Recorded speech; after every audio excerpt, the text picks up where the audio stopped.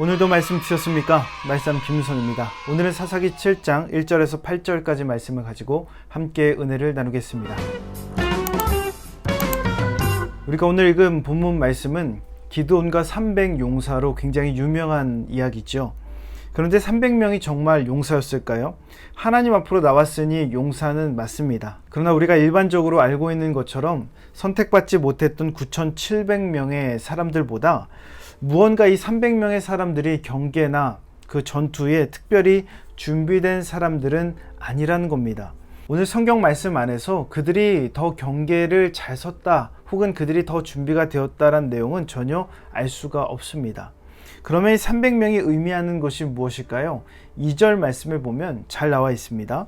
여호와께서 기드온에게 이르시되 너를 따르는 백성이 너무 많은즉 내가 그들의 손에 미디안 사람을 넘겨주지 아니하리니 이는 이스라엘이 나를 거슬러 스스로 자랑하기를 내 손이 나를 구원하였다 할까 함이니라.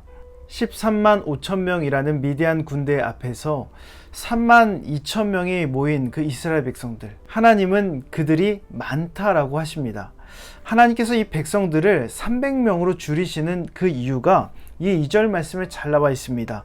스스로 구원했다라고 생각할까봐 도저히 하나님의 능력이 아니고서는 설명할 수 없는 그런 승리를 주시기 위함입니다. 그러게 두려움에 떨었던 2만 2천 명은 먼저 돌려보내고 남은 10,000명의 사람들을 물을 먹는 모습으로 구분하여 적은 숫자를 하나님이 선택하신 거예요. 그러므로 오늘 말씀의 내용 가운데 중요한 교훈 중에 하나는 무엇이냐면 수가 아니라 주를 신뢰하라는 것입니다. 수가 아닌 주를 신뢰하라는 것이 무엇입니까? 첫 번째로 절대 다수의 힘을 뛰어넘는 하나님을 선택하라는 것입니다. 이스라엘 백성들은 수적인 열세였습니다. 그러나 하나님이 그들과 함께 하셨기에 그들이 승리했죠. 일반적으로 사람이라면 다수의 힘을 이겨내기가 굉장히 어렵습니다. 그래서 미디안 군대 13만 5천 명 앞에서 2만 2천 명의 이스라엘 백성들이 돌아간 것이죠. 백지장도 맞들면 낫다라고 하지 않습니까? 뿐만 아니라 우리가 혼자서 해결할 수 없는 그 일들을 집단 지성을 활용해서 해결하는 경우도 종종 있습니다. 사람은 그 다수를 뛰어넘기가 굉장히 어렵습니다. 그래서 많은 사람이 모이는 곳으로 따라가고 많은 사람이 선택하는 것을 따라가고 그리고 많은 사람들이 걸어가는 그 길을 쫓아 살아가는 것이 일반적인 사람들의 모습입니다. 그러나 믿음의 사람들이 잊지 말아야 될 것이 있다면 그 다수, 그 숫자를 뛰어넘는 분이 계시다라는 겁니다. 바로 우리 주님이시죠.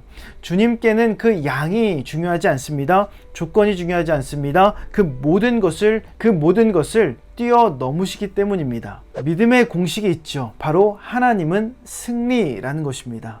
많은 사람들이 가는 것이 강해 보일 수 있습니다. 그리고 그것이 정말 강할 때도 있습니다. 그러나 그 모든 강함을 뛰어넘는 분이 계시다라는 것을 우리가 잊으면 안 된다는 것이죠. 많은 사람들이 모인 것이 강할지라도 그것이 진리는 아니라는 것입니다.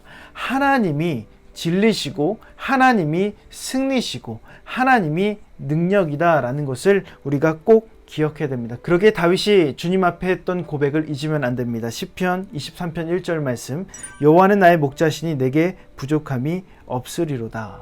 오직 목자 되신 주님 한 분만이면 만족한다라는 거예요. 부족함이 없다라는 겁니다. 그러기에 우리가 주님을 선택한다라는 것은 주님 한 분만으로 나는 만족합니다 라는 그 고백으로 살아가는 것을 의미하는 겁니다.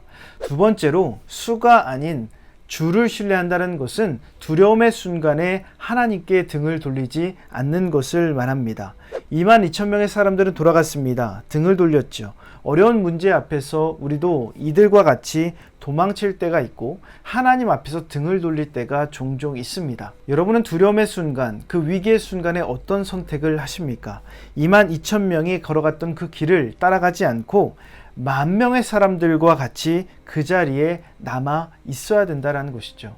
두려움을 이겨낸다는 것은 다른 것이 아닙니다. 두려움을 느끼지 못하는 것이 아니라 그 두려움의 자리에서, 그 문제의 자리에서 주님을 믿고 그 자리를 지키는 것입니다. 그러므로 느낌이나 감정보다 하나님의 말씀이 먼저라는 것을 기억해야 됩니다. 두려움이라는 느낌이나 감정보다 하나님의 말씀이 훨씬 더 정확합니다. 여자의 직감이 무섭다라는 말이 있죠. 정확하기 때문에 그렇죠. 그러나 여자의 직감보다 훨씬 더 무섭고 정확한 것이 바로 하나님의 말씀입니다.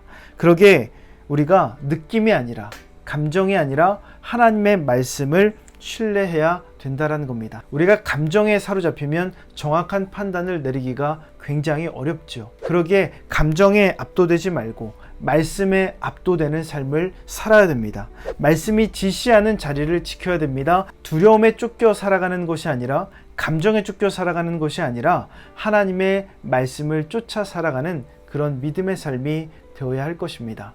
그것이 오늘 우리가 하나님 앞에 지켜야 될 믿음의 태도라는 것입니다. 그런 믿음의 삶을 사시는 저와 여러분 되시기를 주님의 이름으로 축원합니다. 몇 가지 묵상 질문 알려드립니다. 하나님의 은혜를 기억하지 못하고 교만한 마음이 들 때는 언제입니까? 많은 사람들이 따르는 것, 외형적인 것 등에 여러분의 시선을 뺏긴 적이 있습니까? 도망치고 싶은 어려운 문제나 상황이 찾아올 때 하나님의 말씀을 더욱 신뢰할 수 있습니까?